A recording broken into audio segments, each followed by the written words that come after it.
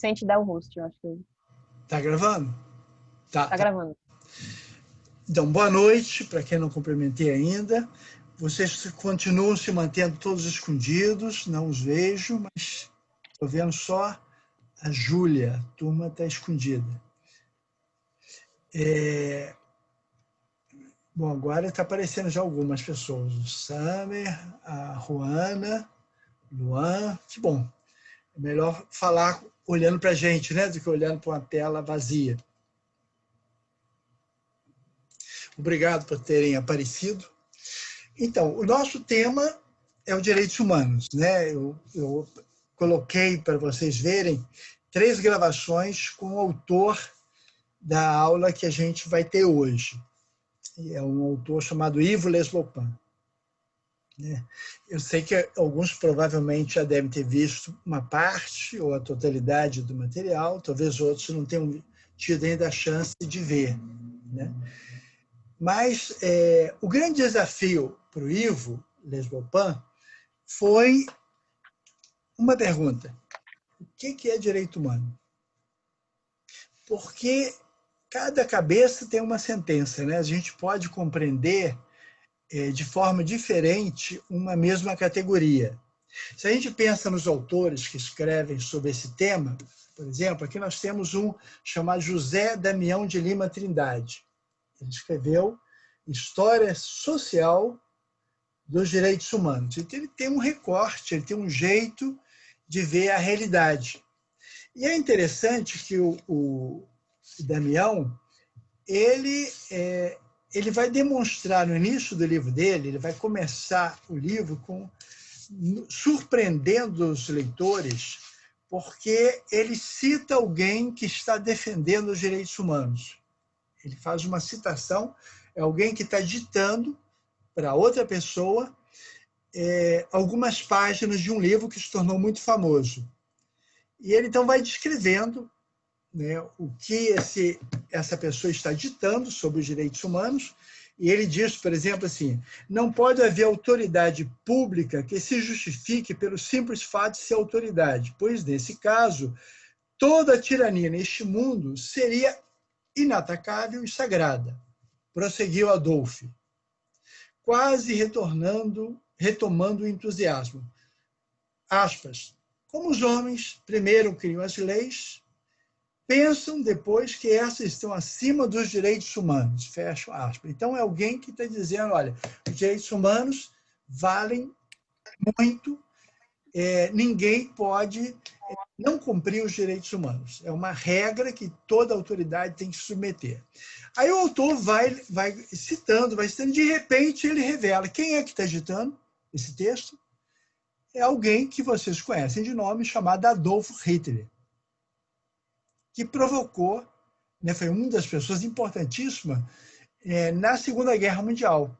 Ele governava a Alemanha e ele, com Mussolini, vão enfrentar os chamados aliados, países, né, do Ocidente, do Oriente, países, né, como Estados Unidos, Inglaterra, França, Holanda, Brasil, que também entra na guerra. Então, é uma guerra internacional por alguém que dizia que os direitos humanos tinham que ser sempre respeitados. Ele que matou milhões de judeus, ciganos, homossexuais, testemunhas de Jeová. Então, ele persegue muita gente, mas ele diz que os direitos humanos têm que ser respeitados. E o Yves Leslopin, ele começa com essa questão. Ele diz: bom, quando o presidente dos Estados Unidos, né, o premier inglês, quando empresários japoneses dizem que é necessário respeitar os direitos humanos, né, então, Estados Unidos, Europa Ocidental, dizem que é necessário respeitar os direitos humanos, o autor se pergunta: mas o que são os direitos humanos? Será que significam a mesma coisa para gente diferente, gente que está em lugar social distinto também? Então, por exemplo, ele pergunta para os trabalhadores: o que são os direitos humanos? O que pensam os trabalhadores a respeito dos direitos humanos? Então, ele vai fazer uma pesquisa, que é a dissertação de mestrado dele. E ele explica a metodologia na pesquisa de campo. Ele diz que vai para Nova Iguaçu e ele, então, vai fazer pergunta a 3 grupos distintos de pessoas. Ele diz que procura 3 grupos ligados à pastoral operária católica. Então, 3 grupos de operários. Ele quer saber, esses operários católicos, o que eles pensam sobre direitos humanos.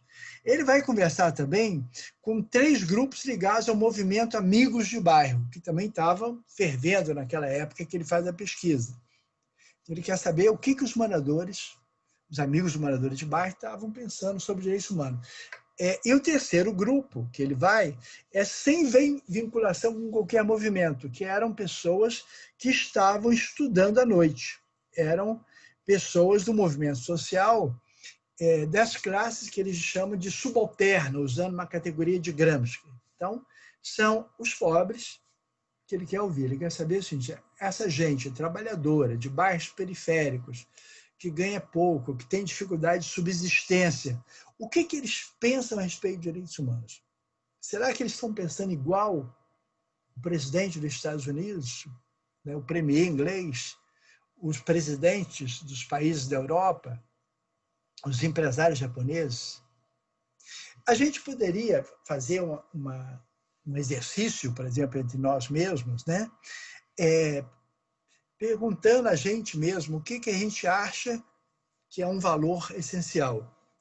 Possivelmente, mesmo vocês tendo a mesma faixa etária, no mesmo ano, estudando na mesma turma, na mesma universidade, né? Vocês morando aqui no Rio de Janeiro, em agosto de 2020, é possível que vocês tenham visões diferentes do mundo. Né? Não quer dizer que vocês pensam iguais. Né? Por que vocês não pensam da mesma forma? Um aspecto é cada um é cada um. A gente tem um jeito de pensar. Né? Tem um velho ditado latino que é cada cabeça uma sentença. Então, existe um grau de subjetividade. Segundo, existe também o lugar social onde nós nos encontramos. Né? Então, o lugar social pode ser a classe social, por exemplo, filho de empresário ou de trabalhador, né? É mulher ou é homem, a questão de gênero, né? É gordo ou é magro, é branco ou é preto. Então, assim, muitos fatores. Ou é ateu ou é religioso? Se é religioso, é de uma igreja afrodescendente, é uma igreja evangélica, é uma igreja católica, é budista. Então, as opções políticas também importam, políticas religiosas, sociais. Um conjunto de fatos revelam ou escondem aspectos que a gente acredita ou não acredita. Então, os valores, eles são muito diversos. Então, é possível construir direitos universais? É possível acreditar que os direitos são estes e não aqueles? O que é direito para mim e o que é direito para o outro? Nós temos a mesma visão de mundo? É possível imaginar que, por exemplo, o índio caiapó, o carajá, o puri, pensa exatamente igual um japonês, ou alguém que mora em Ipanema, ou mora em Santa Marta, ou mora no Complexo do Alemão? Então, a gente tem uma diversidade enorme. Então, o autor estava pensando, o recorte era classe social. Eu vou conversar com os trabalhadores de Nova Iguaçu. Não eram trabalhadores de Dom Pedro, no Maranhão, não eram trabalhadores de Barras, Piauí, não eram trabalhadores de São Paulo, eram trabalhadores do grande Rio de Janeiro. Então, ele vai lá, Nova Iguaçu, e vai conversar com essa gente.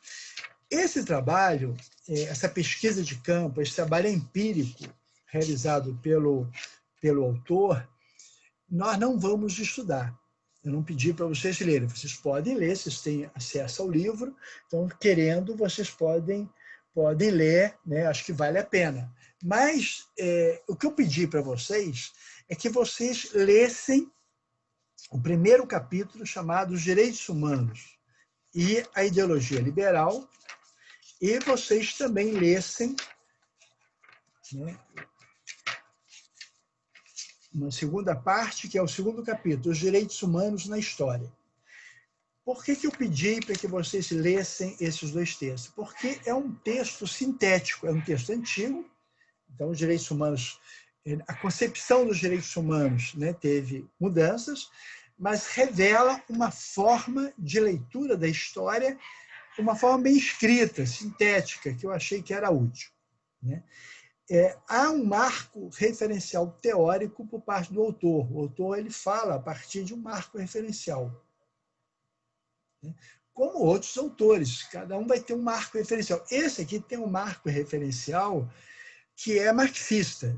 Ele tem uma análise marxista da história. Então, o componente econômico tem muita força nesse texto. Ele compreende a história da construção do liberalismo pelo aspecto econômico. Ele acha que o aspecto econômico vai ser fundamental na discussão do tema. É uma parte da discussão teórica que é uma discussão chamada discussão crítica da história, ou uma visão crítica dos direitos humanos. Então, esse autor comunga com essa ideia. A gente poderia ter outros autores, por exemplo, tem aqui a ideia da justiça, de Amartya Sen. Amartya Sen, ele ganhou um prêmio em função dos estudos e das reflexões que ele faz sobre a justiça, sobre os direitos humanos. Ele tem uma visão da história, ele tem uma visão de mundo, né? Ele tem uma visão contratualista da história, né? Nós poderíamos ter optado por ele. Tem um francês chamado Jacques Attali. Eles têm um livro em que ele chama, o título do livro é Uma Breve História do Futuro. É um best-seller na França. Esse livro foi muito vendido e tal. Então ele tenta compreender a história na perspectiva dos direitos humanos do passado para o futuro. Então ele pensa até 2060. Então é uma tentativa do autor de analisar a história, né? Ele é de uma família judia, né, em Argel, doutor em ciência econômica, foi conselheiro e assessor de François Mitterrand, que foi presidente da França. Ele foi presidente do Banco Europeu para a Reconstrução e Desenvolvimento, e ele compreende a história não do jeito que nós estamos habituados, ele compreende a história sempre ligada a impérios, e os impérios estão ligados aos portos. Então, esse é um jeito dele compreender a história, e ele vai fazer uma análise da história a partir desse ângulo, dessa perspectiva. Então, são muitas formas.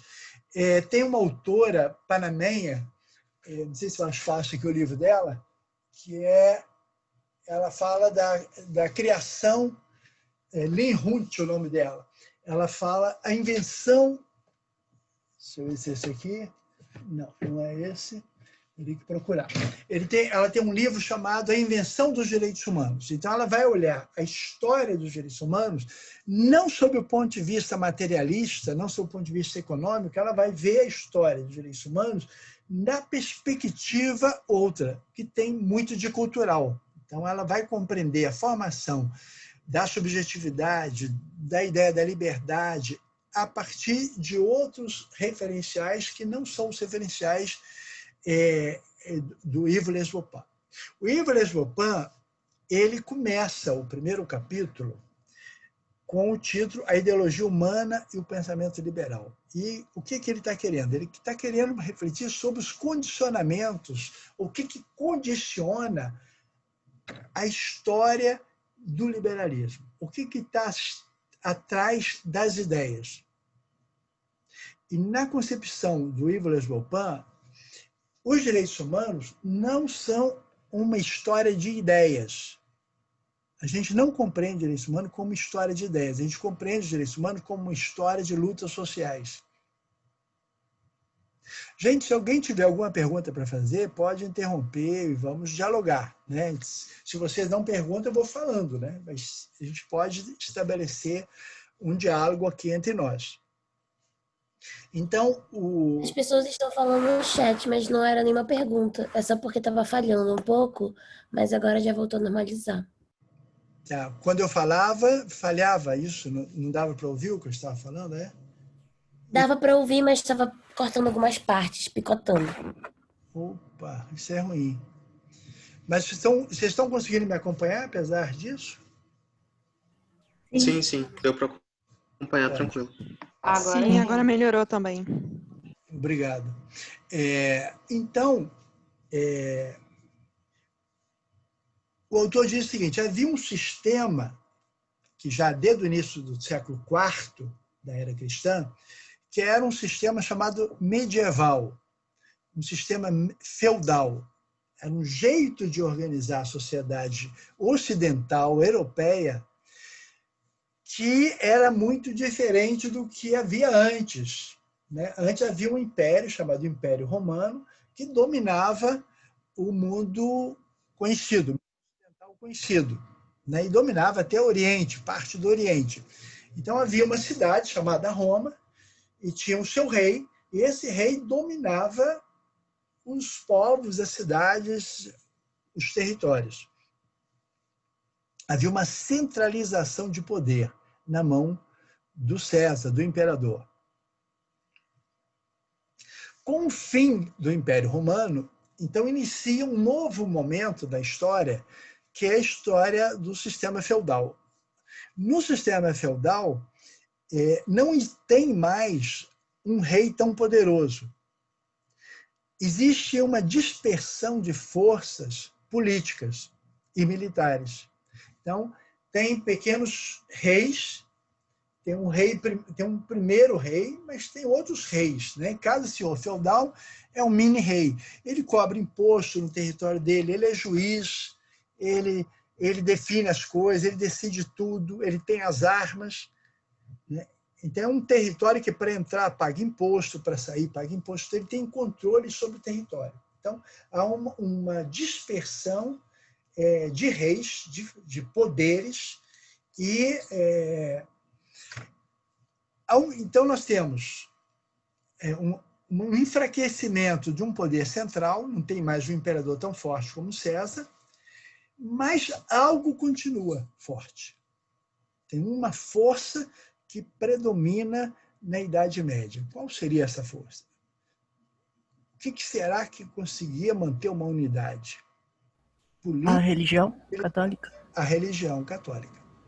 Quer dizer, o Papa, ele ficou muito poderoso, porque o mundo ocidental, o mundo europeu, era um mundo católico. Tinha também catolicismo fora da Europa, né? Mas ser europeu e ser católico eram sinônimos.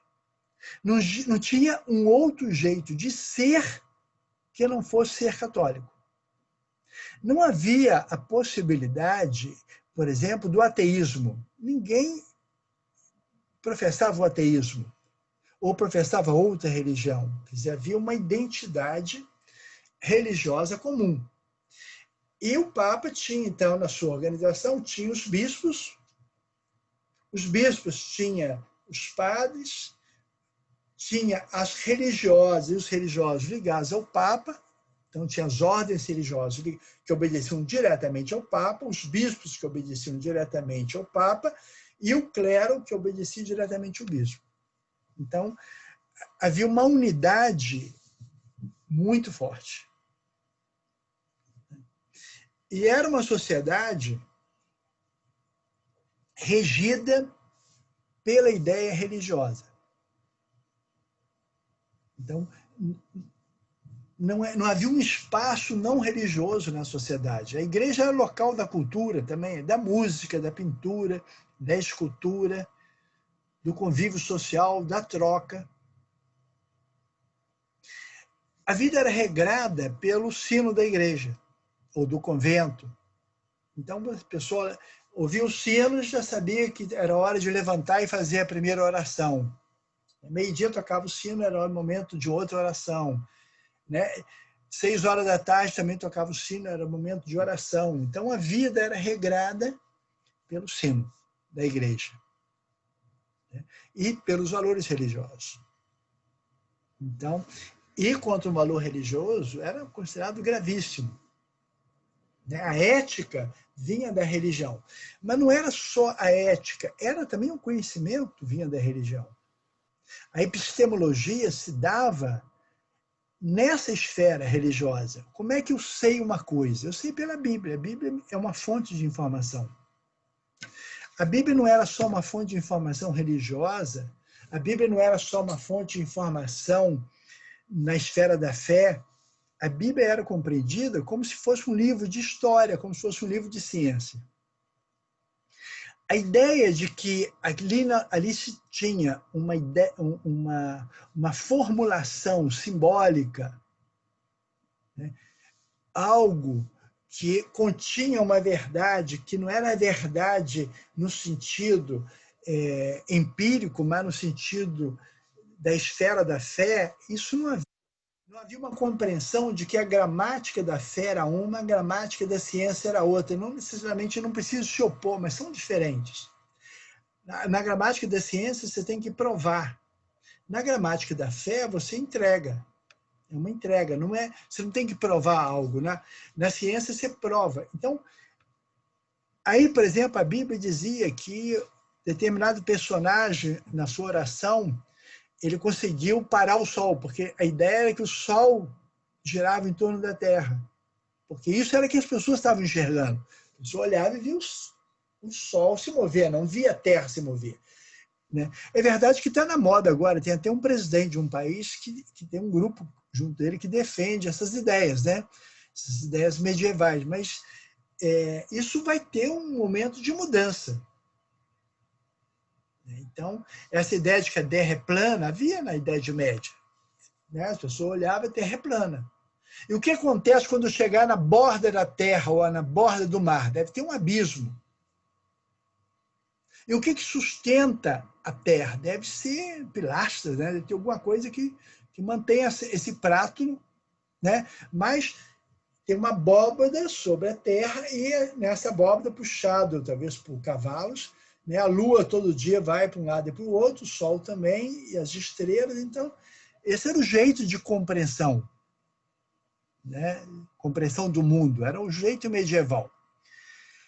Mas o sistema medieval, ele também imaginava que ele era o sistema melhor, era o jeito melhor de funcionar a vida. A sociedade perfeita era aquela na qual havia 3 estamentos. Um era a nobreza. Qual era a função da nobreza? A função da nobreza são as armas, é a defesa do povo. Tinha um outro estamento que é o clero. Qual é a função do clero? A oração, ligar o mundo com Deus. O terceiro é composto pelos servos, que vão trabalhar, que vão produzir. Ora, se o clero faz o que tem que ser feito, se o nobre faz o que tem que ser feito, e se o servo faz o que tem que ser feito, se cada um cumpre o seu papel, você tem uma sociedade perfeita. Então, o que rege a ideia do mundo é a estabilidade, não é a mudança. Então, a mudança não faz parte do horizonte. O mundo funciona bem se ele for sempre igual. E se cada um fizer o que tem que ser feito. É uma cópia do que imaginavam ser o céu. O céu também tem os anjos, os arcanjos, tem os santos, os anciãos, tem grupos sociais estabelecidos no céu, e aqui na Terra também nós temos uma cópia do céu. Então, essa era a forma. Mas deu um problema. Qual foi o problema? Começaram a surgir os burgos, as cidades. E uma população nessas cidades. Até então, tudo estava em torno dos castelos. Os castelos tinham um intercâmbio com o servo. Qual era o intercâmbio? O castelo oferecia segurança, armas e a muralha como proteção para a população camponesa. Os camponeses, então, estavam ligados ao feudo.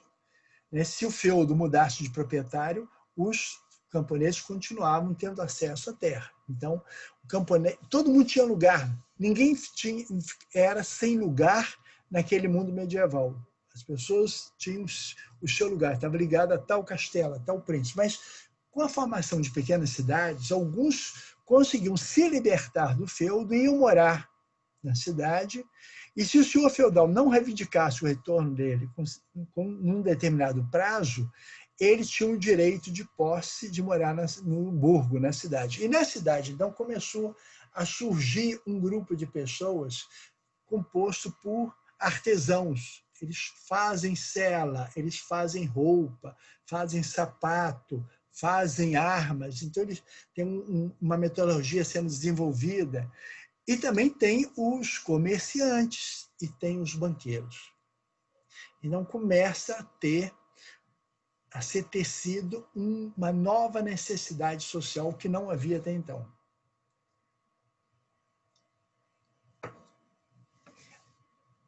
A visão da igreja dizia, né, que era considerado um pecado, e pecado muito grave, a usura. Então, acumular recursos, ganhar dinheiro em cima do tempo do outro, era considerado um pecado gravíssimo.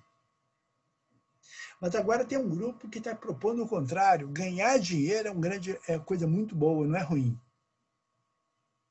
Eu ganhar dinheiro em cima do tempo do outro não é ruim, é muito bom.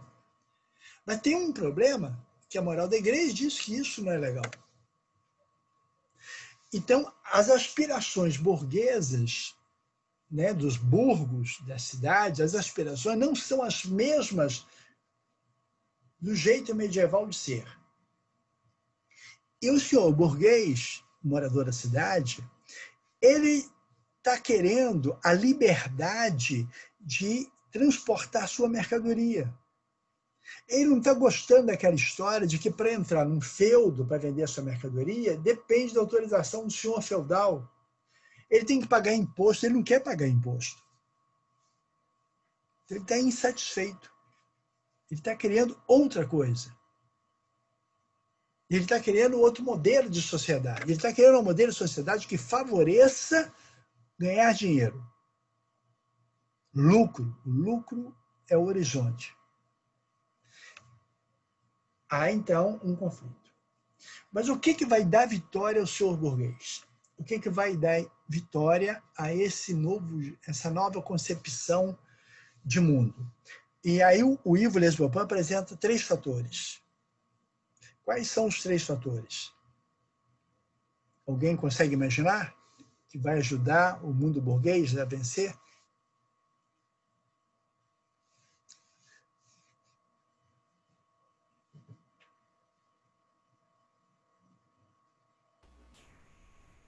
Então, vamos lá. Talvez a reforma protestante. Não sei. A reforma protestante é uma dessas. Quem é que falou que eu não vi? Está com o rosto escondido, talvez? Então, uma é a reforma protestante, isso mesmo. A reforma protestante é muito importante. Por que é importante? Por que será que a reforma protestante tem importância nessa história? Porque quebra a hegemonia da Igreja Católica. Quer dizer, aquela instituição que estava dizendo que ganhar dinheiro em cima do tempo do outro, a usura, era pecado, quando quebra a força da Igreja, né, através da reforma protestante, vai ter um homem, por exemplo, na Suíça, chamado Calvino, que vai dizer que ganhar dinheiro é bênção de Deus. Ele não coloca um problema ético na acumulação da riqueza. Para ele não é problema ganhar dinheiro. Ganhar dinheiro é sinal que Deus me ama. Então, quanto mais rico eu sou, mais Deus me ama. É um sinal do amor de Deus para mim. Então, ganhar dinheiro é um grande negócio. Também no céu. Porque Deus me ama muito se eu for rico. Então, quanto mais riqueza eu tiver, é mais expressão do amor de Deus. Aliás, isso também está na moda, né? Tem uma teologia chamada teologia da prosperidade, né? Que no mundo evangélico tem muita força, né? Em determinado mundo, o mundo pentecostal, por exemplo, isso é muito poderoso, né?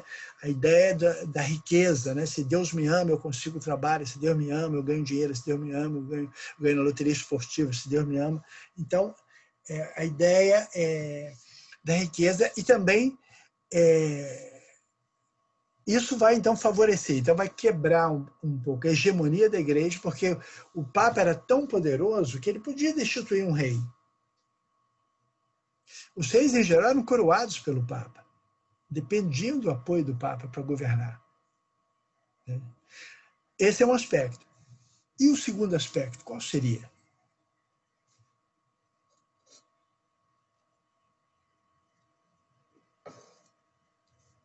O segundo foi a ciência.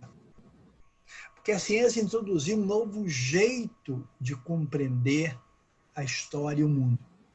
Então, não baseio mais na Bíblia como fonte de conhecimento, mas eu baseio o meu conhecimento na empiria e na reflexão. Então, a experiência, eu vejo, o iluminismo e eu reflito. Eu vou refletir. Então a conjugação do olhar, do observar, da empiria com a reflexão traz conhecimento. Então, eu estou deitado no campo e vejo, então, uma maçã caindo da árvore. Aí eu observei que a maçã, em vez de voar, ela caiu. Se ela caiu por quê? Então, eu observei, aí eu vou refletir. Aí eu vou chegar, aos poucos, à ideia de que a Terra exerce uma atração, puxa, atração. Então, por isso a maçã cai, ela não voa, né? Então, a ciência, ela traz uma nova epistemologia, uma nova forma de compreender o mundo. E a terceira razão, foi muito importante, foi a descoberta da América, ou a conquista da América, como diz o Todorov. Todorov é um autor europeu, búlgaro, que morou talvez, se ele for vivo, ele mora certamente ainda na França, estudou na França, foi com 18 anos para a França, e ele, então, discute em muitos livros a questão da diferença. Ele tem uma preocupação enorme em discutir a diferença. Então, ele vai, por exemplo, ele vai escrever, por exemplo, esse livro aqui, Nós e os Outros. É o Todorov. A reflexão francesa sobre a diversidade humana. Aqui ele estuda, então, 200 anos do pensamento francês. Então, o problema da alteridade, né, da visão do outro, como é que eu vejo o outro, né, como é que eu trato o outro. Porque ele próprio era um outsider, né? Ele era búlgaro, estava na França. Ele teve experiência búlgara, que era uma experiência socialista, e foi para a França, que era uma experiência capitalista. Então, ele teve muitos estrementos. E ele vai escrever também um livro chamado A Conquista da América, que é uma reflexão sobre a alteridade, mas a partir da história. Ora, chegar à América foi algo importantíssimo. Foi muito mais impactante do que o homem ir à Lua, do que o homem pisar na Lua. Muito mais impactante, porque chegar à América foi encontrar um quarto da humanidade, que era uma humanidade desconhecida. E mais ainda, foi encontrar na América países organizados com alto grau de tecnologia, quase comparável à tecnologia que a Europa tinha. Por exemplo, eles encontram a maior cidade do mundo aqui na América, no México. A cidade do México era a maior cidade que tinha no mundo. Eles encontram um padrão tecnológico, por exemplo, de metalurgia. Eles já sabiam mexer com os metais aqui.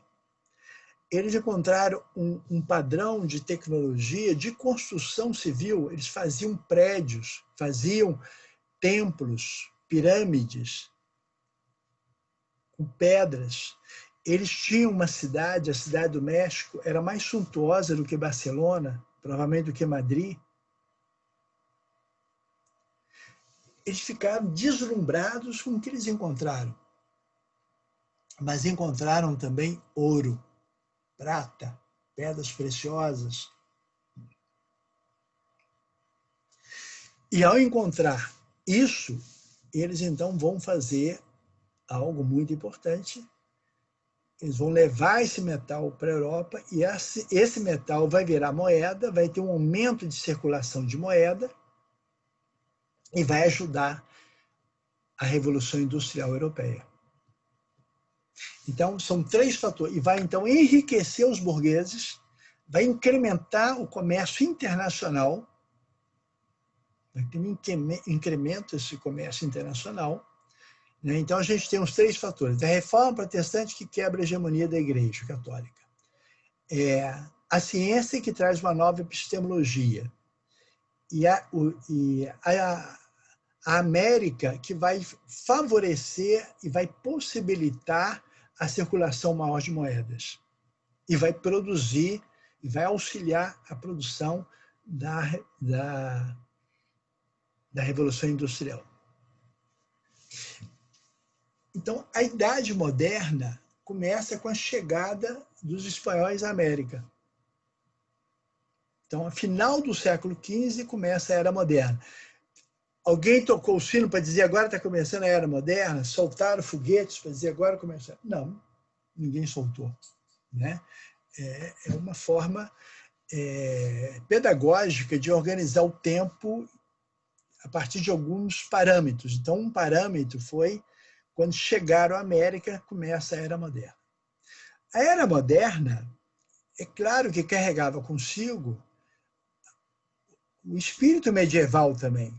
Né? Por exemplo, Cristóvão Colombo, que chega à América, ele chega carregando consigo, né, até no nome, uma visão medieval ainda do século XI, século XII, alto medieval. Ele estava querendo conquistar o território santo, Jerusalém, para os cristãos. Ele queria tomar dos pagãos o território santo. Ele queria fazer uma cruzada, ele queria financiar uma cruzada. E já tinha acabado esse projeto na Europa. Não se tinha mais, não estava na moda mais a ideia de uma cruzada, mas ele tinha essa ideia. Então ele tinha um pé no século XII, ele estava com um pensamento da alto medieval, mas ele tinha um outro pé na modernidade, ele tinha um pé já no século XVI, ele estava usando caravela, ele estava usando bússola, ele estava usando a tecnologia mais avançada da época. Ele estava dialogando com o conhecimento que vinha do Oriente. A matemática, a geometria, ele então tinha uma capacidade e uma inteligência, uma experiência, né, do tempo moderno, e ele tinha, ao mesmo tempo, a experiência religiosa medieval. Então, ele carregava as duas coisas. Como o rei de Portugal também, ele de um lado, ele era medieval, ele rezava muito, ele se flagelava, né? Tinha cilícios, ele era um homem de muita oração, muita devoção e tal, era muito medieval na manifestação da fé. Do outro lado, ele era super moderno, ele fez universidade, ele trouxe a tecnologia que havia no Oriente, nas navegações. Portugal estava na ponta de lança do que havia de mais avançado na época. A Espanha também. Né? Portugal, espremido entre a Espanha e o mar, criou uma alta tecnologia de navegação. Então, era super moderna Portugal. E esse é o momento de transição. Agora, esse projeto burguês, ele vai ter uma interlocução intelectual. Ele vai ter os seus intelectuais orgânicos.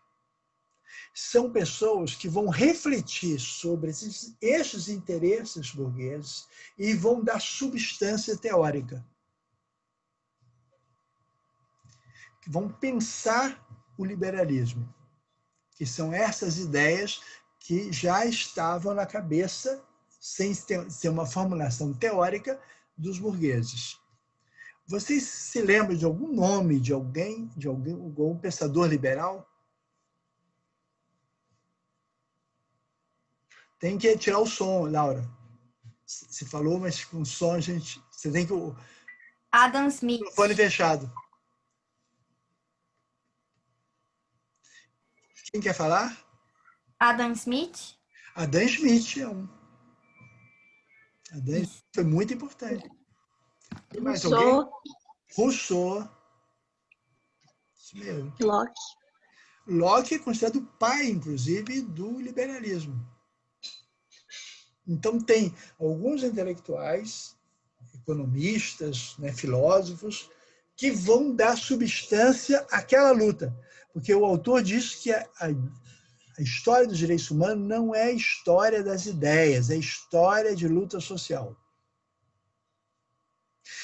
Mas essas lutas sociais, elas são robustecidas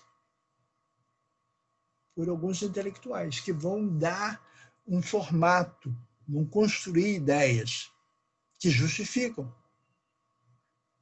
que demonstram que aquelas ideias eram boas. Então, essas ideias vão sendo construídas aos poucos. Então, tem a filosofia, tem Descartes, que pensa, né, traz o mundo da razão para o conhecimento, né? Eu penso, logo existo, né? O discurso do método, a dúvida, né, como pressuposto do conhecimento. Então, assim, um conjunto de pensadores começa a se articular, né, e a escrever. Estão na Inglaterra, estão na França, estão na Holanda, na Alemanha. Então, começa a ter uma construção teórica de ideias que justificam aquilo. Vai ter um crescimento, né? E o autor, ele vai... vocês têm acesso ao texto, não tem? Se vocês pegam, por exemplo, na página 41, vocês têm acesso ao texto ou não? Tem? Se vocês pegam na página 41, vocês vão ver que o título é O Liberalismo. Perceberam? O texto, então, o liberalismo é uma doutrina política e econômica que pretende garantir a felicidade individual e o bem-estar coletivo, através da implantação de uma ordem social em que fica assegurada plena liberdade de iniciativa e de ação dos indivíduos. Agora, então, se luta pela liberdade e pela igualdade. Mas que liberdade é essa e que igualdade é essa? O que está acontecendo aqui? Né? E o autor, então, ele vai dizer que eles querem mínimo governo, Estado mínimo, que está na moda de novo, né? Nós estamos no momento de uma discussão de Estado mínimo, né? Você tem que diminuir o Estado, tem que privatizar tudo que é público, né? Porque a iniciativa privada funciona melhor do que a pública, então se privatiza tudo, privatiza a saúde, privatiza a universidade, né, o ensino, né, e você vai ter tudo melhor, né? Então, aqui a ideia é, você tem que ter um Estado pequeno e você tem que garantir que as pessoas possam fazer o que quiserem. As pessoas podem transitar e levar sua mercadoria para onde quiserem. Quanto menos Estado, melhor. Quanto mais iniciativa individual, melhor. Essa é a proposta. Ora, essa proposta, né, estava ligada ao seguinte: eu não quero ficar pagando imposto. Tem que diminuir os impostos. Quanto menos imposto, melhor. E por que alguns não pagam imposto e eu pago? Por que o nobre é isento de imposto? Por que o clero é isento de imposto e eu tenho que pagar? Não, todos somos iguais. Não tem esse negócio de uns pagam e outros não pagam. Todos nós temos que pagar pouco imposto. Quanto menos, melhor, né? E então ele vai enumerando aquilo que defende o liberalismo. O 2.1 ele chama a emancipação do indivíduo, né? A essência do liberalismo é a emancipação do indivíduo. Se a gente vê a formação, por exemplo, brasileira, qual é a formação nossa, né? A gente, em geral, está ligado a grupo social, que isso é próprio do catolicismo. Na ideia do catolicismo, ninguém se salva sozinho, eu me salvo com o outro. Eu sou desse grupo. Eu pertenço a este grupo. Ou aquele grupo. Eu tenho, né, eu tenho fé e tenho um padroeiro que me protege. Eu tenho intercessão.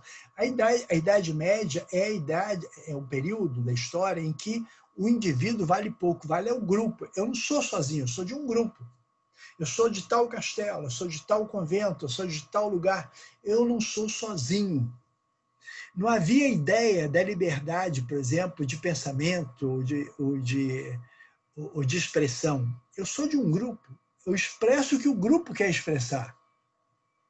Que era o mesmo que havia na América quando eles chegaram. Quando eles chegam aqui, o sistema também era esse, inclusive aqui no Brasil, que não tinha tecnologia da metalurgia, não tinha tecnologia da cosmologia, como tinham os astecas, os incas. Aqui nós estávamos na Idade da Pedra, mas a noção, o índio, ele não era sozinho. Eu sou do meu grupo, eu sou índio puri, eu sou índio Caiapó, eu sou Carajá. Quem não fala minha língua, não fala língua nenhuma. Quem não fala, também pensavam os astecas, os maias, quem não fala maia, não fala língua nenhuma. Aliás, os alemães também pensavam isso no passado, né? Quem não falava alemão não falava, né? Era mudo, né? Porque a única língua que havia era deles. Mas você então tinha uma ideia de pertença muito grande. Mas com a Reforma Protestante, explodiu a ideia do indivíduo. Porque qual é a ideia protestante? Eu me salvo com Deus, direto com Deus, sem intermediário. Eu não tenho santo, não tenho pastor, não tenho padre, não tem nenhum intermediário. Eu e Deus, Deus e eu. É a solidão absoluta.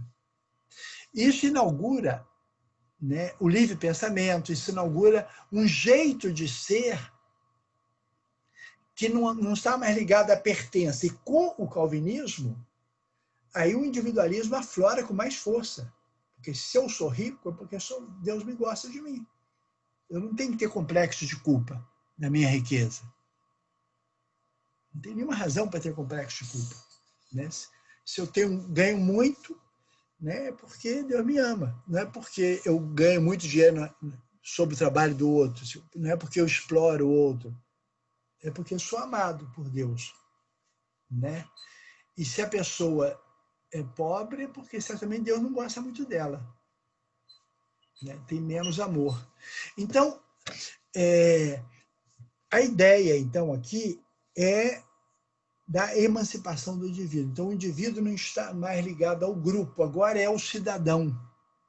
O da Mata, Roberto Mata, ele compara, ele faz algo que o Weber fez também. Weber compara os países católicos com os países protestantes, né? O livro O Espírito do Capitalismo, né? Ele vai dizer que nos Estados Unidos a ideia de cidadão é muito forte. Aqui no Brasil não é a ideia do cidadão, é a ideia de, você sabe o que está falando? Porque eu sou de um grupo, eu sou desembargador, eu sou do grupo dos juízes, eu sou não sei o quê. Então, não é a ideia de que o meu valor é por mim mesmo. Eu pertenço a um grupo. Né? Nos Estados Unidos, em princípio, é outro jeito, porque é o jeito calvinista que predomina. Tem um jeito diferente de imaginar o ser. Né? O ser, ele é cidadão em função dos seus direitos, da sua meritocracia, do seu direito próprio. É um pouco o que tem defendido Trump agora, né? A meritocracia. Né? Ele disse que a mulher dele falou, acho que no discurso, né, alguém me falou isso, que ela teria dito no discurso agora de candidatura do marido, ela teria dito que Trump tem mulheres competentes que trabalham com ele. Quer dizer, elas não trabalham com ele porque são mulheres, elas trabalham com ele porque são mulheres competentes. Porque é o mérito que traz. Então, você não tem negócio de cota, por exemplo.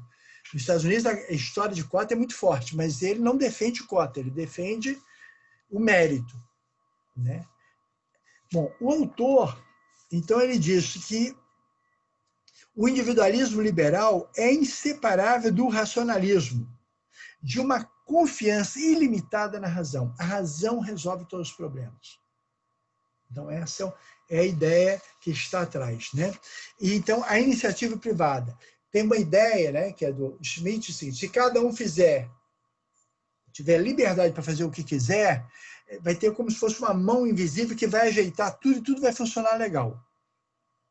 Então, a sociedade vai ser feliz e alegre, né? Vai ter riqueza, porque uma mão invisível organiza. Você não tem que ter um Estado para organizar. É deixar a livre competição. E aí tudo se ajeita. O 2.2, o autor aponta como ligado aos direitos naturais. O que são os direitos naturais? Alguém tem ideia do que é isso?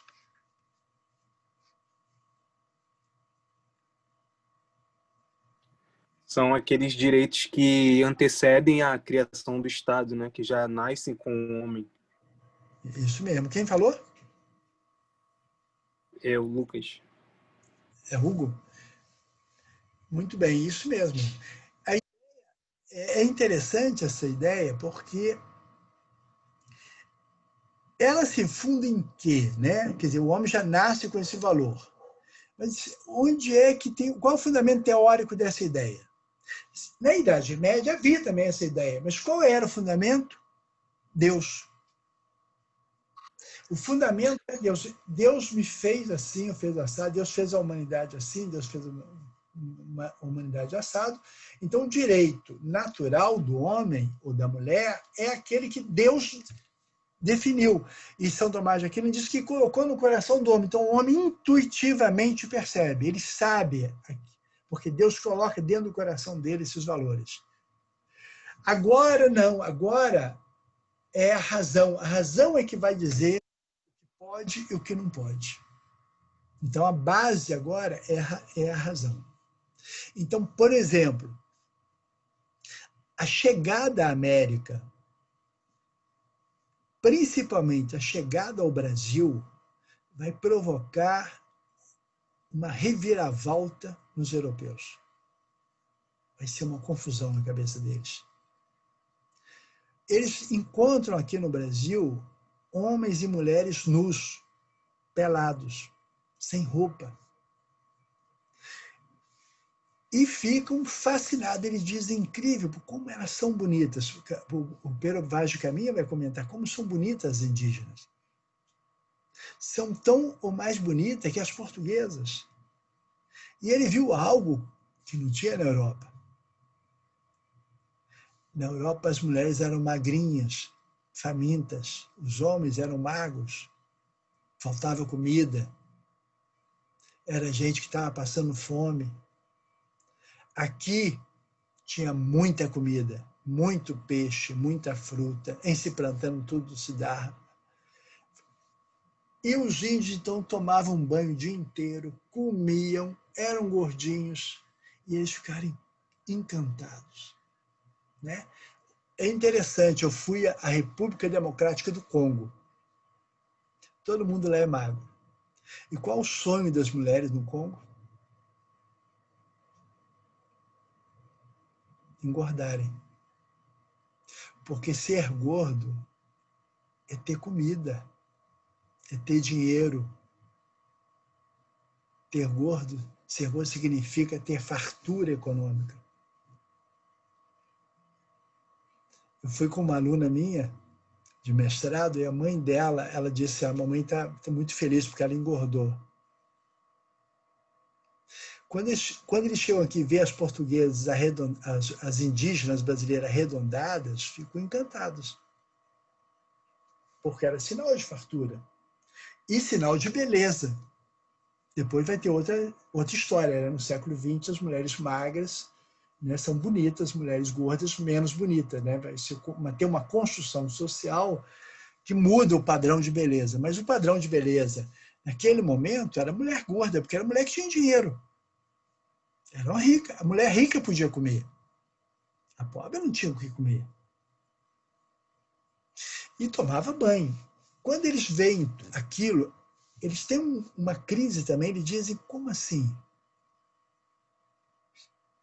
São felizes, são livres e andam nus. Se andam nus, é porque não têm noção de pecado. O pecado, a noção de pecado começou quando Adão e Eva romperam um compromisso com Deus, fizeram algo que não devia. Aí constataram naquele momento que estavam nus e ficaram com vergonha e se vestiram. Como é que essa gente não se veste? E não tem vergonha, não tem pudor do que eles chamavam de vergonha. Eles não têm vergonha da vergonha. Por quê? Eles disseram, não serão filhos de Adão e Eva? Será que nós não chegamos no paraíso? E vão convocar um concílio de bispos, de teólogos em Roma, para discutir se aqui no Brasil era ou não o paraíso. Se não tinham chegado no paraíso. Que tinha perdido, ninguém sabia onde era o paraíso, quem sabe encontraram agora. Aqui não tinha deserto, aqui não tinha frio, como tinha na Europa. Aqui não tinha calor, como tinha no deserto, Saara. Não tinha deserto. Tinha árvores, tinha muita água doce, uma preciosidade, e se plantando tudo se dava. Só podia ser aqui o paraíso. Eles estavam diante dos filhos de Adão e Eva, que não conheciam o pecado. Abaixo da linha do Equador não tinha pecado. Vai ser até a letra de uma música do Chico Buarque, que era uma frase que eles usaram isso no século XVI. E essas ideias, essa surpresa, vai gerar um pensamento na cabeça de Rousseau, que é o bom selvagem. O homem no estado natural, quer dizer, o homem brasileiro, o indígena brasileiro, ele é feliz, ele planta o que ele come, ele é livre, ele tem a propriedade daquilo que ele planta e ele luta pela vida. Então, isso são valores do direito natural. E nenhum Estado, nenhum governo pode ir contra esses direitos naturais. Então, aqui nós temos as ideias que vêm daí. No 2.3, que na verdade é o centro do pensamento liberal, segundo o Yves Lespin, é a propriedade. A propriedade é o coração do pensamento liberal. Tudo está condicionado à propriedade. Só que eles esqueceram de resolver o problema de quem não tinha propriedade. Como vai ter igualdade se eu não tenho propriedade? Como eu vou ter liberdade se eu não tenho propriedade? Isso eles não responderam. Porque a propriedade pode estar na mão de um, e os que não têm propriedade? Como eu posso dizer que todos são iguais se uns têm e outros não têm propriedade? O quarto é a liberdade. Todos os homens são, por natureza, livres, iguais e independentes. Então, a liberdade. A liberdade passou a ser algo muito importante. Mas nós não estamos falando de liberdade para todo mundo. É liberdade para alguns. Por exemplo, mulheres estão fora dessa. Aqui ninguém está pensando em mulher. E a liberdade é principalmente masculina daquele que tem propriedade.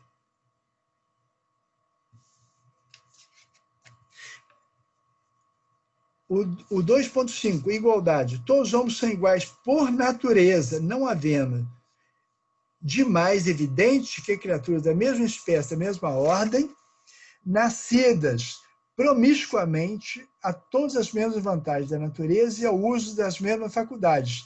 Terão também de ser iguais umas às outras, sem subordinação ou sujeição. Não se trata, diz o autor, de todas as espécies de igualdade. A igualdade consiste no igual direito de todos os homens à liberdade natural, sem sujeitar-se à autoridade do outro. Então, é o espírito individualista. Cada indivíduo se vira. Então, eu não tenho que obedecer a ninguém, salvo, aí vem o item seguinte, que é a segurança.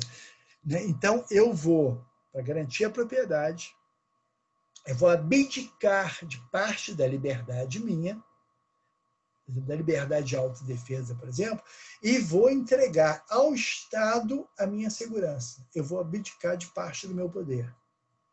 Eu vou abdicar do meu poder, da minha liberdade, para eu garantir a minha igualdade. Eu vou abdicar de parte da minha propriedade para garantir a propriedade.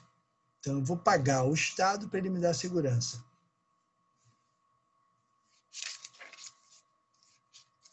O 2.7, o autor vai falar da sociedade política. Agora vai ter um contrato social. O rei não é rei porque Deus quer. O rei é rei porque eu escolhi o rei. Eu votei no rei. Eu deixo o rei ser rei. O rei é escolhido e ele pode ser destituído se ele não obedecer os direitos naturais do homem. O rei só pode ser rei, o Estado só pode se constituir para garantir os direitos naturais.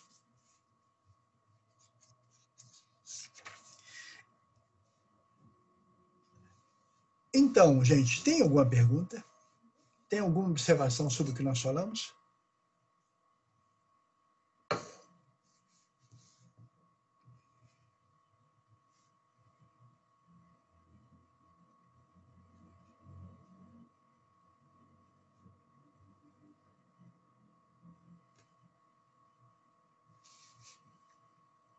Alguma questão, alguma divergência, alguma complementação? Professor, tem pessoas falando no chat. Deixa eu olhar lá. Ixi, tem 36. Então, citaram Montesquieu e John Stuart, Keynes. Isso, de verdade. Deixa eu pegar aqui. Deixa eu pegar o que eu tenho aqui.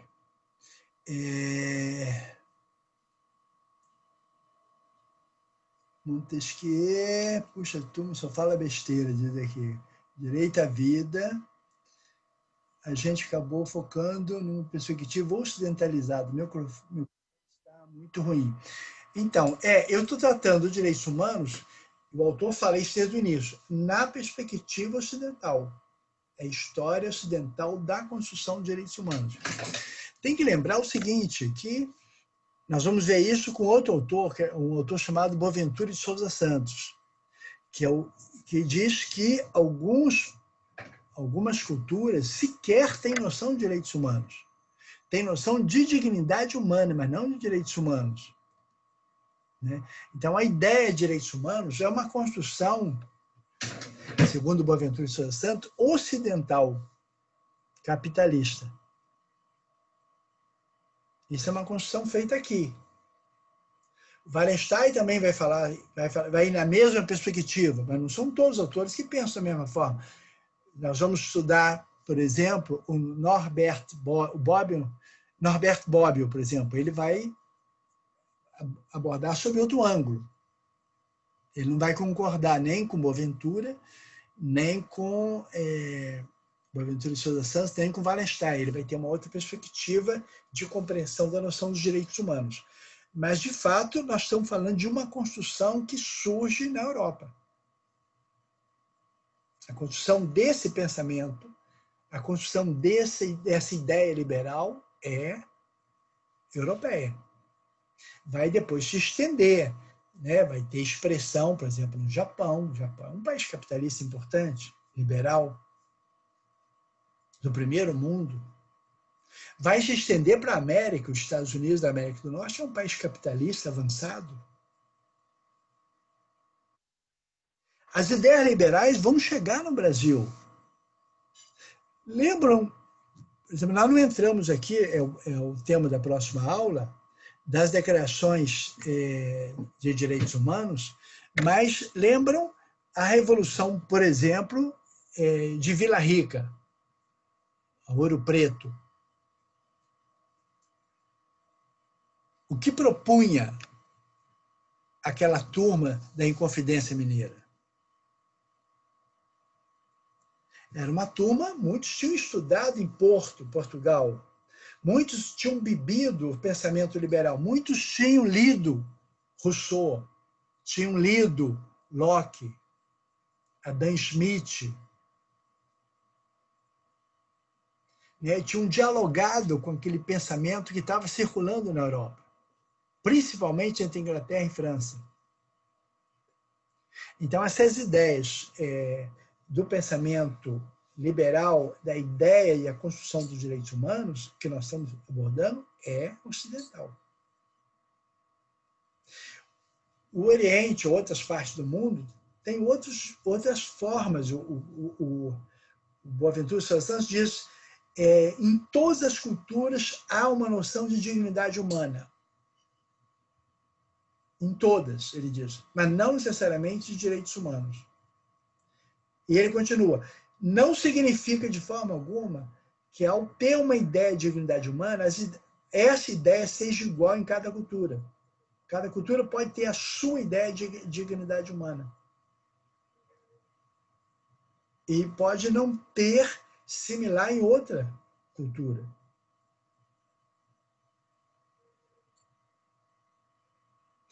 Aqui está dizendo, Alice Maria diz, era contra os impostos da época, além do desejo de independência. Isso, a ideia era essa mesmo. O pensamento liberal era diminuir o Estado. Quanto menos Estado, melhor. Mas o Estado é necessário para defender a propriedade. Porque se não houver o Estado, como é que a gente vai garantir a propriedade? E a ideia da independência é por quê? Porque o Estado não deve criar problema. Eu vou ter um desenvolvimento individual, eu vou produzir, vou vender como eu quero, do jeito que eu quero, no preço que eu quero. Na Idade Média,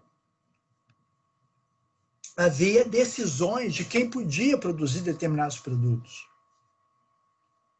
Os artesãos eram organizados. Quem vai produzir? Então, tinha escola para ensinar a produção, tinha um controle da qualidade do produto e do preço. Eles não querem nenhum controle. O pensamento liberal, ele está propondo diminuir os controles. Não defina preço, a liberdade do mercado. Então, a proposta é essa. Ana Laura, professor, você poderia exemplificar ou explicar um pouco mais essa questão da diferença entre o conceito de dignidade humana e direitos humanos? Ana Laura, esse é o tema de uma aula nossa, que é do Boaventura, né? Em que ele defende essa posição. A gente vai poder estudar melhor isso na outra aula, né? Mas a ideia dele é essa, olha, uma ideia de direito humano universal, na visão do Boaventura, é um blefe, não existe. Há uma imposição sobre a noção dos direitos humanos. O que é considerar direito humano, na visão do Boaventura Sousa Santos, é um pensamento hegemônico, primeiro-mundista, né? Aí você pega a Alemanha, pega a Inglaterra, pega a França, pega Japão, pega Estados Unidos, né? Canadá, são os países ricos que têm uma ideia. E essa ideia é imposta sobre todo mundo. Então, você vai eliminar o Estado, por exemplo, né, e deixar livre concorrência. É interessante porque tem algo malicioso na história. Por exemplo, o mundo que luta pela democracia, que é um valor liberal, né, como os Estados Unidos, por exemplo, eles defendem a democracia, são capazes de invadir um país onde eles dizem que não há democracia. Mas eles não invadiram o Chile na época do Pinochet, que tinha uma ditadura. Pelo contrário, financiaram Pinochet, apoiaram Pinochet. Por quê? Porque Pinochet implantou uma ditadura onde a liberdade individual não existia, mas existia a propriedade. A ideia liberal da propriedade, o coração do pensamento liberal, foi preservado na ditadura de Pinochet, no Chile. A ditadura brasileira, que negava toda a ideia liberal de liberdade, de igualdade, que com a ditadura você suspende os direitos. Você fecha o Congresso até. Você impede o voto direto. Na ditadura, ele não podia escolher o prefeito do Rio de Janeiro, por exemplo. Ou não podia escolher o governador. Isso era definido pelo presidente da República. Uma parte do Senado era nomeado pelo presidente da República. Isso não era pelo voto. Mas isso não era problema para os Estados Unidos, a ditadura brasileira. Por que não era problema? Porque preservou o essencial, a propriedade privada. Então, teve o apoio, né, militar e econômico americano, a ditadura brasileira, de 64 a 84. Teve um interregno que foi mais complicado. Por exemplo, no período Carter, por exemplo, ele estava exigindo que houvesse o restabelecimento da democracia no Brasil. Ele era um defensor dos direitos humanos, incluindo a liberdade. Mas a tendência do mundo capitalista, né, é essa: a propriedade vale mais do que a liberdade. A liberdade se submete à propriedade. Então, quando você fala, por exemplo, aqui no Brasil se defende muito a liberdade de imprensa, não é verdade? A grande imprensa fala toda hora liberdade de imprensa. Mas se pensa o seguinte: liberdade de imprensa ou é a liberdade do dono do jornal ou do dono do canal de televisão? Você pode falar o que você quer na TV Globo? Você pode definir o debate que vai ter na TV Globo? No Jornal Nacional? Você acha que é o jornalista que está lá que define a pauta só? Se ele fizer uma pauta que for contra o dono, ele não tem liberdade. Ele não tem liberdade de expressar o que ele pensa. Então, a liberdade de imprensa, se a gente pensa aqui no Brasil, está restrita a, sei lá, 5, 6 famílias, que são as proprietárias dos meios de comunicação. Entendeu? Você pode ter a melhor ideia do mundo, você pode escrever uma carta para o Globo e pode não ter nenhuma consequência, não ser veiculada. Professor, agora é a Mariana Rio. Professor, sempre fico com este receio de fala sobre direitos humanos como um direito universal. Porque, para mim, existe uma linha fina entre a defesa dos direitos humanos básicos e uma visão etnocêntrica sobre os costumes culturais de certos grupos e etnias.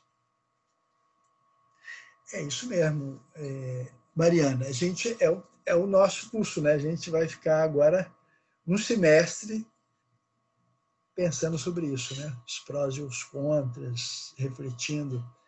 E o desafio que eu tenho para vocês é que vocês sejam capazes de pegar autores diferentes, verificar o que tem de diferente, o que tem próximo, e tentarem construir, né, noções próprias, mas baseadas num diálogo com muitos autores. E esse diálogo torna mais sofisticado o nosso raciocínio. Ouvir o diferente, o que não pensa igual a mim, isso é muito importante. Então, primeiro eu tenho que pensar, eu tenho que ter uma posição de o que o autor está dizendo, não é o que eu quero que ele diga, o que ele está dizendo, eu compreender claramente o que o autor está dizendo. No segundo momento, eu vou fazer um julgamento sobre o que o autor disse, eu concordo ou não concordo, e tenho que ser capaz de dar razões. E aqui o desafio é, nós vamos ver autores que não pensam da mesma forma, e nós vamos tentar ter um diálogo entre os autores. E nem sempre são convergentes. Eles podem se opor. Mas o meu desafio é como é que eu torno mais sofisticado a minha capacidade de pensar. Porque se eu só leio quem pensa igual a mim, eu viro uma mera repetição. Agora, se eu leio e dialogo com quem pensa diferente, eu sou obrigado a melhorar meu.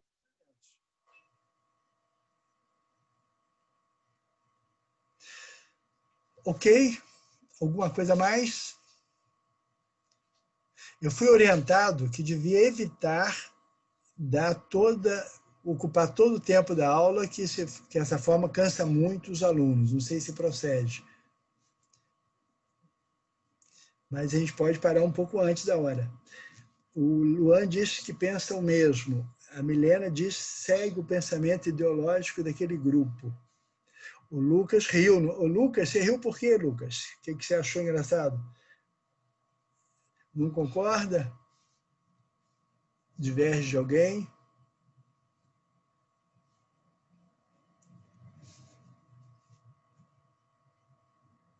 Lucas concorda com a Júlia. A Júlia, o professor fala bem, não cansa não, diz ela.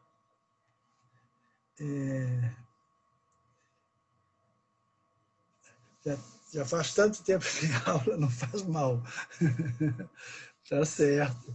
Nós podemos conversar, mas eu não queria passar para outra fase, porque nós vamos entrar na próxima aula na história das declarações. A gente vai ver as 3 declarações principais, né? A declaração norte-americana, foi feita em Virgínia. Depois, 15 anos depois, tem a famosa Declaração dos Direitos do Homem e do Cidadão, que é a Declaração Francesa. E depois nós vamos ver a Declaração Universal dos Direitos Humanos, que é do século XX, 48. E vamos ver também as constituições. Algumas constituições que vão dar uma reviravolta, porque lembram que eu dizia que os direitos humanos são construções, né? Essa é a tese central do Yves Le Jupin, né? As constituições não são direito natural, as constituições, ele pensa inversamente ao pensamento liberal. O pensamento liberal do século XIX, XVIII, XVII dizia que eram direitos naturais. E ele, aqui Isabela está perguntando, professora Júlia, alguém pode me passar parte dos textos, vídeo? Então, quem não passou o contato para a Júlia tem que passar para que ela envie o material. Júlia, você quer explicar como é que você está fazendo? Oi, eu tô adicionando no Facebook mesmo, e aí quem estiver no Facebook pode entrar no Drive, que no Drive tem tudo. Todos os textos obrigatórios, tá, gente? Os textos que o professor passou como sugestão, a gente não conseguiu encontrar online. Se vocês encontrarem, pode compartilhar, inclusive, mas não consegui encontrar. Ou se alguém tiver, share, PDF e tal, também aceitamos. Mas, enfim, tem lá os obrigatórios e os vídeos também, as aulas gravadas. A Júlia, a Isabela, ela está dizendo que ela não tem Facebook, mas ela pode passar para o e-mail, não é isso? Se ela passar... Sim, eu acho que a Larissa Castro acabou de compartilhar aqui o Drive, o link do Drive. Eu entendi que ela não tô no grupo do Facebook, aí eu ia botar ela no grupo, mas agora eu entendi. Mas enfim, aí a Larissa compartilhou aqui o link do Drive. Pois é, mas vai vir outros, pode vir outros materiais, né? Não sei se tendo uma vez já tem para sempre, Isabel, ou Júlia? Sim, esse Drive eu vou atualizando. Então, quando eu atualizo, a pessoa quando que tem o link, a pessoa já tem... tá. Já tem acesso. Ótimo, isso é bom. Muito ingrata, já conseguiu o Drive. Muito bem. Agora eu me perdi, gente. Agora eu me perdi. Fui ler aqui e já me perdi. O que nós estamos falando? Quem quer me ajudar? Era sobre como ia ser a segunda parte. Tá. Então, na segunda parte, a gente vai ver as três grandes declarações e vamos ver também como há uma construção dos direitos humanos de tal forma que algumas novidades apareçam. Então, por exemplo, se no primeiro momento o que está em jogo são os direitos individuais, são os direitos políticos e civis, nós vamos ter depois uma grande confusão no século XIX que vai empurrar uma nova leva de direitos, que são os direitos sociais, econômicos e culturais. Então, a gente vai ter então uma discussão onde nós vamos ver também quais foram os intelectuais que vão dialogar com aqueles que não são contemplados com os ideais das declarações. Porque tem um grupo que não é contemplado aí dentro. Como fica, por exemplo, quem não tinha terra? Porque se na Idade Média todo camponês tinha sua terra, quando quebra o mundo feudal e tudo vira mercadoria, inclusive a terra, quem não tem terra vai fazer o quê? A família que perde a terra faz o quê? Vai viver de quê? Então, nós vamos ter uma geração de gente que vai ter um forte impacto social. Com o Paul Singer, nós vamos ver no nosso texto, um dos textos aqui que nós vamos estudar, para vocês terem uma ideia, uma grande luta que vai ter no século XIX vai ser tentar organizar a legislação inglesa para que quem tem até 9 anos possa não trabalhar. E de 9 anos até 17 anos, só possa trabalhar 12 horas por dia. Você imaginou colocar uma criança de 10 anos para trabalhar 12 horas por dia? Isso era o máximo. Uma conquista, porque antes trabalhava 14, 15 horas por dia. Isso chama-se direito social. Então vai ter e vai ter, além dessas lutas, né, lutas pela liberdade sindical, luta para negociar salário e tudo, nós vamos ter uma grande luta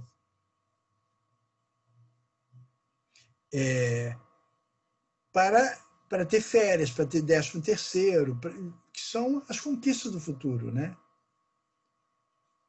Então nós temos uma história de construção, né? E as construções virão até hoje. Nós decidimos algumas coisas, Júlia e Hugo, antes de terminar a aula. Será que podia informar o grupo? Sim, eu passei por Facebook, mas eu passei bem por alto o que a gente mudou. Eu vou compartilhar a tela com a ementa, tá? A ementa... Só um segundo.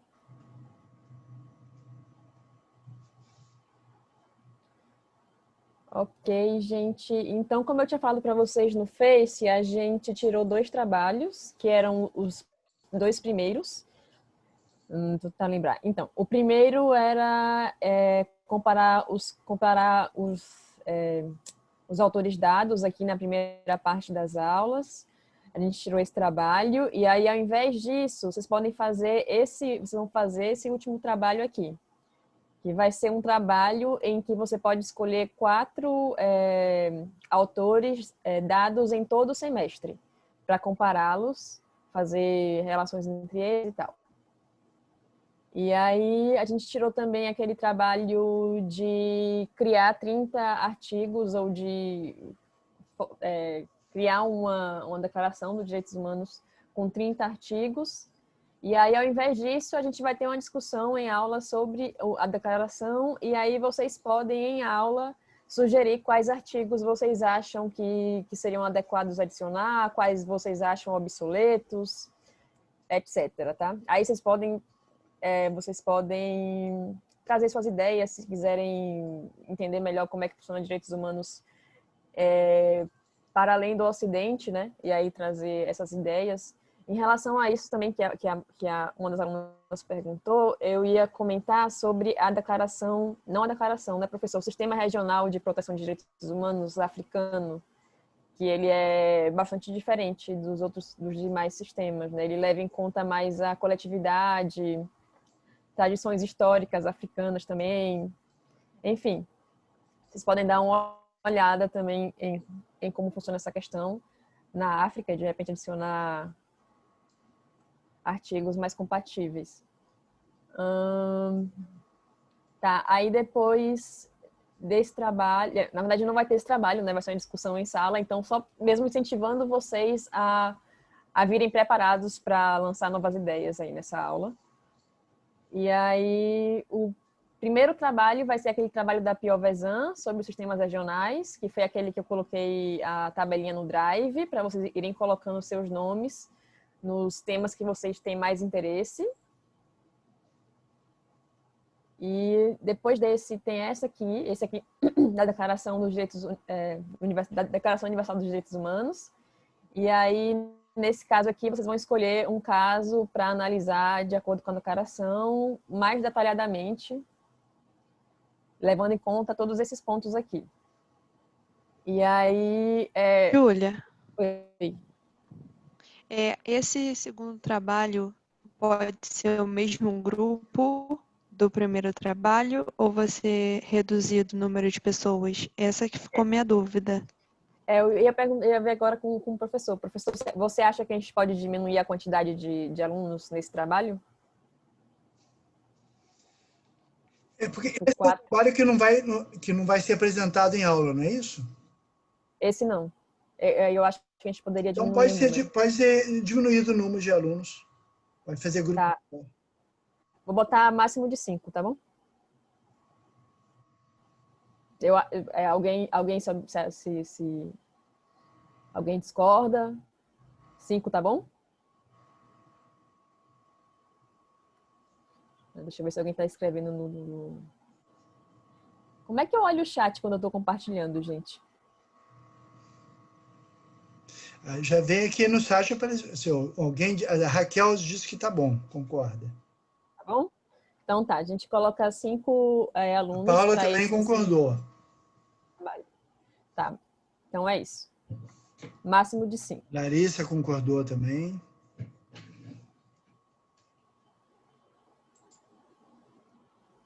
Só uma dúvida, Ricardo. Máximo de 5 ou 4 Guilherme. ou 5? Coloca entre 4 e 5, depende, né, de proximidade das pessoas. É porque senão se botar, tipo, aí vai ter gente que vai fazer individual, em trio, em dupla, 4 ou 5. Aí é melhor vamos deixar entre 4 e 5, tá, gente? Só para facilitar na hora do Ricardo corrigir e tal. Entre 4 e 5. E aí Então, já foram 2, né? O último trabalho vai ser esse trabalho escrito aqui, que aí é aquele que eu falei, vocês vão comparar 4 autores estudados durante o semestre, e aí pode ser individual, duplo ou trio. E aí é isso, gente. Assim, de trabalhos. O restante é aula normal, algumas gravadas, algumas no Zoom. E é isso. E aí, só uma dúvida aqui. Vocês estão tendo problemas? Tipo, porque eu lembro que teve a discussão antes de de terça-feira não podia e tal. Todo mundo tá podendo comparecer, né? Tanto terça quanto quinta. Assim, no geral, na maior parte do tempo.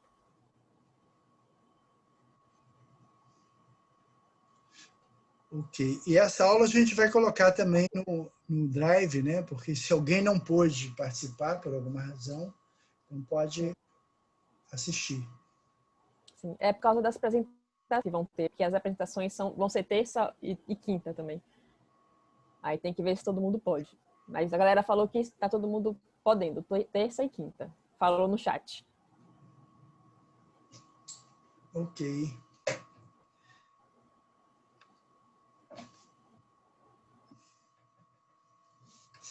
Ok.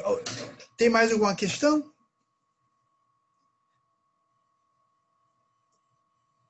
Tá bom. Então, nós vamos parar a aula agora, terminar a aula. Agradeço a presença de vocês. Foi um prazer de novo estar com vocês. Eu quero agradecer quem deixou eu ver o rosto, né? Porque para mim é mais fácil falar vendo pessoas do que ficar falando só para mim mesmo, né? Senão eu fico sozinho na tela, não gosto, não. Então, obrigado a quem apareceu aí, né? Foi ótimo. E até mais. Até mais para todos vocês, né? Boa noite. Obrigada. De nada. Tchau, Tchau, professor. Laura. Obrigada. Tchau, Boa Ju. noite. Boa noite, Tchau, pessoal. boa Tchau, tchau. Boa noite. Obrigada, professor. Boa noite. Boa noite. Sandra. Boa noite, professor. Juana. Júlia. Isso aí. Boa noite, professor. Boa noite. Boa noite, professor. Obrigada. De nada.